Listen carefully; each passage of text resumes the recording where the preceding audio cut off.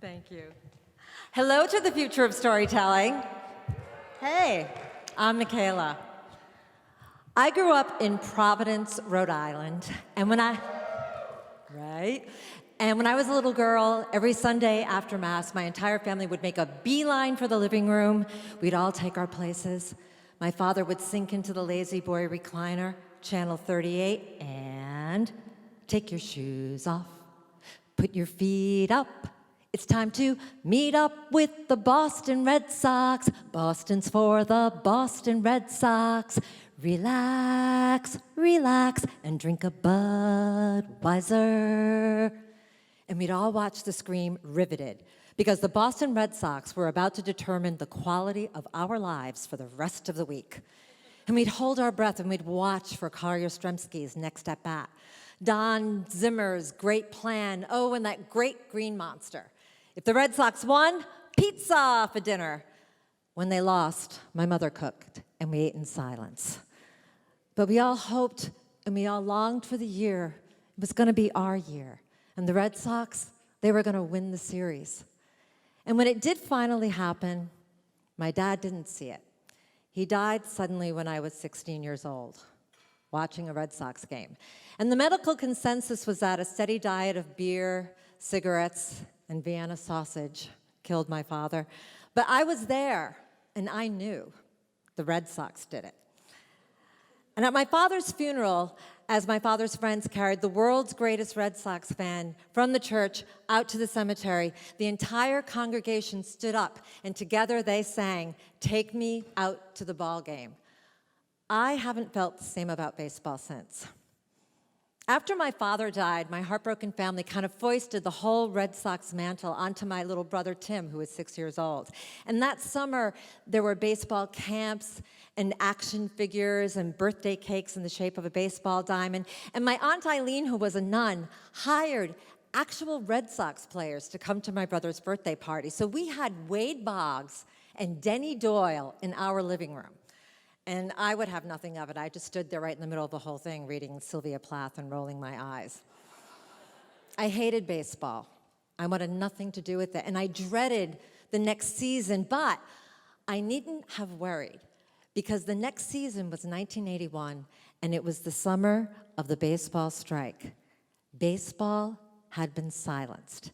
And then in July, I get a call from my Aunt Eileen the nun. She says, "Hi, Kayla, it's me, Aunt Eileen. Listen, I just won 2 tickets to the WJAR All-Star Game, the Baseball All-Star Game in Cleveland, Ohio, with WJAR radio personality Norm Sherman. And I'm leaving tomorrow to go to Rome, Italy, the Vatican, to have an audience with the Pope. And I was wondering, if the strike is resolved while I'm with the Holy Father, could you take your brother to the game?" Now, I figured this is never going to happen, so I say, "Sure, Aunt Eileen." She says, "You'll get a call." So my Aunt Eileen goes to Italy, and she's not gone like 6 hours, and the baseball strike is resolved. And the very first thing that the baseball commissioner does is to schedule the All-Star Game for like the following Tuesday to kind of boost the morale of the disillusioned fan. And so I get a call. I am told to meet up with all of the other WJAR winners at the Providence Bonanza bus station. Tell them you're Murphy are my only instructions. So that summer I was working as a waitress in Newport, and so I went back to Providence to stay at my mother's the night before we had to go and meet this bus. And my little brother Tim, he decides to wear his little Red Sox outfit to bed, so he'll be all ready when the alarm goes off at 3:30 in the morning. So we all go to bed, and the alarm goes off at 4:30. At 4:30, so everybody is up in the house, and we're all screaming and blaming, and it's like, get in the car now. And so we drive down to the still dark streets of Providence. We run into the Bonanza bus station, and we're all screaming, I'm Murphy. And there are all these old guys just standing around with coffee cups, and they're like, you're Murphy, they were waiting for you. And I'm like, where did they go? And they were like, Logan Airport. What airline? I don't know. So then we're all standing there, and we're just looking at this empty bus lane. And my little brother is there in his like little Red Sox outfit, and he's got this catcher's mitt dangling off his arm, and like he looks like an ad for the Jimmy Fund. And my mother looks at my brother, and then she looks at me, and she says, poor little guy. He's been through a lot. And I say, I know what we'll do. We'll go to the bank, and I'll take out the $313 I've saved up this summer so far, and then we'll go to the airport, and I'll get 2 one-way tickets to Cleveland, Ohio, and then we'll go to the stadium, and we'll go in, and I'll tell them I'm Murphy, and then they'll make an announcement. And I know from my dad that if we get there before the first pitch, we can make a personal announcement. We'll meet up with Norm Sherman, and we'll see the game. And my mother looks at me, and she says, that's a great idea. So we go to the bank, and I get out the money, and then we go to the airport, and I go up to the counter to buy 2 one-way tickets to Cleveland, Ohio. But I can't buy 2 one-way tickets to Cleveland, Ohio, because that summer was also the summer of the air traffic controller strike. So in order to get to Cleveland, Ohio in time for the game, I had to get 2 one-way tickets to Pittsburgh, Pennsylvania, and only if our plane left on time could we connect in Pittsburgh with our flight to Cleveland to get us to the game. So my mother says, I'll be in the gift shop praying to St. Jude, and my brother and I, we get on the plane. And so we're on the plane, and we're sitting there, and it's not taking off. And we're sitting there, and it's not taken off. And then all of a sudden, all of the other passengers start to bail because their connections have become impossible. And I know I should get off this plane, but I can't. And so we're sitting there, and then I do that thing, where you go up to somebody who's like an authority and you ask if they can do anything. And so I go up to the stewardess and I ask her this, and she just looks around and she's like, gee, no, but, and then she gestures to the empty first class cabin and she says, you can move up into first class if you want. So my brother and I are sitting in first class in this plane that's not going anywhere. And we're just sitting there, and it's not taking off. My brother is going on and on about baseball. He had this amazing encyclopedic knowledge of baseball. He knew all the players' stats. He's talking about who's going to be the starting pitcher, and he's wondering where in the lineup is his favorite player, Mike Easler of the Pittsburgh Pirates, going to be. And he's going on and on about it to the point where the guy across the aisle from us puts down his Wall Street Journal, and he says, hey, are you guys going to the All-Star game in Cleveland? And I say wicked loud, I'm like, yes, we are, yes. Yes, we are going to the All-Star game. And then he just kind of puts up his paper again.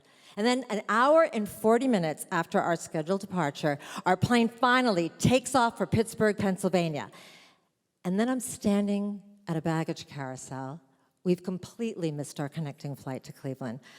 And I have $13 in my pocket when the guy from first class comes up to me and he says, hey, listen, my name is Pete. And I know that you're trying to get to the All-Star game in Cleveland, and I'm going to Cleveland too, and I was thinking I could rent a car, and I could drive you. And I think, this is exactly what they tell you never to do, right? Never accept some interstate ride from some guy that you meet in first class, at the baggage carousel. And then I look at my little brother, and I think, we could die. And I say, let's do this. So Pete rents the car, my brother's in the middle, I'm on the end, and we are driving to Cleveland. And we're driving along, and Pete is just enchanted with my brother. He cannot believe all of the stuff my brother knows about baseball. Pete also cannot quite believe that our mother not only knows about, but that she has endorsed this trip.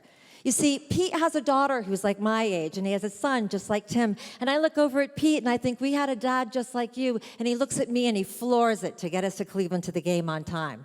And then we pull up to the Municipal Stadium in Cleveland. And oh my God, this stadium is huge. It's like 3 times the size of Fenway Park. And that game was and still is the most attended All-Star game in Major League history. 72,000 fans came to watch the return of baseball. And I am looking for one guy. And so Pete, we pull into the parking lot. He turns on the radio right as then Vice President George Bush throws out the first pitch. And then Pete looks at me. And I think, I know what we'll do. We'll go to the head box office, and I will walk into that head box office, and I will say, I am Murphy, and they will have tickets that have been put aside for us by Norm Sherman of WJAR in Providence, and then we'll see the game. And so Pete kind of looks at me, and then we drive to the head box office, and then I get out of the car, and I go in, and Pete decides he's going to come with us, so he has our suitcases, and we walk in, and I'm just going, hi, I'm Murphy, which of course means absolutely nothing. And then I start to explain the whole story about Norm Sherman's WJR, and then my brother interrupts and says, hey, mister, has Mike Easler been up to bat yet? And then this guy just kind of holds up his hands and he says, wait here a second, and he disappears. And then he comes back with this like more superior looking box office person, and I start to tell him the whole story. And then he just holds up his hands and he says, "How many tickets do you need?" And without even thinking, out of my mouth, I just said, 3. And Pete looks at me like I'm like this scam girl from Rhode Island, like this is my thing, this is my get, this is what I do. I just go around and like connive my way into all these major league events. And then the guy lifts up the counter and he beckons for us to follow. And we do, and we can leave our suitcases there. And yes, of course, the car is fine. And we follow him into the municipal stadium. And we're in the underbelly of it. And we're walking down all of these corridors. And then suddenly that's when I start to hear it, the sound of baseball. And then we follow him up this ramp. And as we ascend, the sound gets louder. And that's when I begin to see it. This flashing, sparkling of all of these cameras flashing off. And then I look down at the field, at the baseball diamond, and I see 9 men standing there ready to play baseball. And my brother nudges me, and the usher is taking us to our seats, which are 2 rows behind then Vice President George Bush. And I sit down, and it's like, oh my God. And then the usher's like wicked into it, like in that kind of baseball doing a good thing way. And he sends over, like souvenirs and hats for my brother. And my brother and Pete are watching the game, and the game is wild, like every hit is a run. And I was not watching the game. I am frantically searching through the stands, through 70,000 people, looking for this guy, Norm Sherman. And I'm thinking, I don't know what I'm looking for. I'm looking for like a motel room sheet that says, "Murphy, we're here." And it's not even until the 7th inning stretch that I realized that Norm Sherman is a radio personality. I have no idea what he looks like. I have been sitting there through 6 innings looking for a voice. And then everybody stands up. It's time for the 7th inning stretch, and they all start to sing "Take Me Out to the Ball Game." And I look over, and I see Pete. He's tossed his arm around my brother, and together they're singing. And it's 1, 2, 3 strikes, you're out at the old ball game. And then it's over. National League 5-4. And I sit there and I watch 72,000 people get up to go home. And I have $13 in my pocket. And that's when Pete says, "Well, I guess you're coming home with me." And so we retrace our steps back to the box office, and we get our suitcases, and then we get into the car. And here's the other thing, like no post-game traffic for us. We just kind of like sail off on the coattails of George Bush's motorcade and out into Cleveland. And we're driving north of the city. And then all of a sudden, Pete takes an exit. And we're driving down this country road, and my little brother is asleep in my lap. And then all of a sudden, Pete turns down this other drive, and he stops the car, and he lowers the window. And there's like this keypad, and he punches in these numbers, and then all of a sudden, these lights turn on, and it illuminates this wrought iron gate. And in the top of the gate, it says, "Goodyear." And then these gates swing open, and Pete Goodyear drives us on to his palatial estate. I'm like, oh my God. So we go into this palatial estate, and Pete takes my brother, and he's carrying him into like the mansion, and he calls over his shoulder that he wants me to get my mother on the phone. So I go into the kitchen, and I get my mother on the phone, and Pete is listening on an extension, so he hears this whole thing. So I get my mother on the phone, and this is what she says to me. She says, "Oh, Kayla, thank God it's you. I was watching the game, and when I didn't see you, I got worried." I know, suddenly it's all making sense to Pete. So Pete starts to reassure my mother, who's not particularly worried, that he'll have us on a plane tomorrow for Providence. She's like, "All right, have a good time." So the next morning, my brother and I wake up, and there's this beautiful breakfast, and then Pete brings us on this tour of downtown Cleveland, and then he brings us to his investment banking firm where he has this perplexed secretary book 2 flights back to Providence. And then we go to the airport. Now, here's the other wild thing. It's the air traffic controller strike, right? So, of course, our flight is totally delayed. But so are all of the all-star players. So my brother and I, we just go to all these domestic gates, and we get all these autographs, including Mike Easler of the Pittsburgh Pirate. My brother still has these to this day. And then we finally get on the plane back to Providence. And we land in Providence. And as we're going down the gangway, I see my mother at the end. And when I see my mother, I just inexplicably burst into tears. And my mother is like all confused. She's like, "Wait a minute, what are you crying for? I thought you had a good time. What happened?" And my brother kind of looks at me and says, "Kinda everything, Ma." And then I get on the bus to go back to Newport. And honest to God, on this bus are these 2 guys, and they're wearing WJAR All-Star hats. And I say, "Hey, you guys, did you go to the WJR All-Star game? And they go, yeah. And I'm like, I'm Murphy. And they're like, you're Murphy, we waited for you. And I said, I know, I missed the bus. Like, you didn't miss nothing. By the time we got there, the game was half over. The food sucked, the hotel sucked. How'd you make out?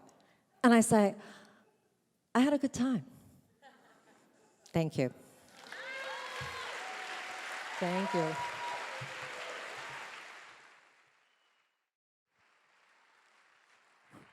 Michaela Murphy, ladies and gentlemen.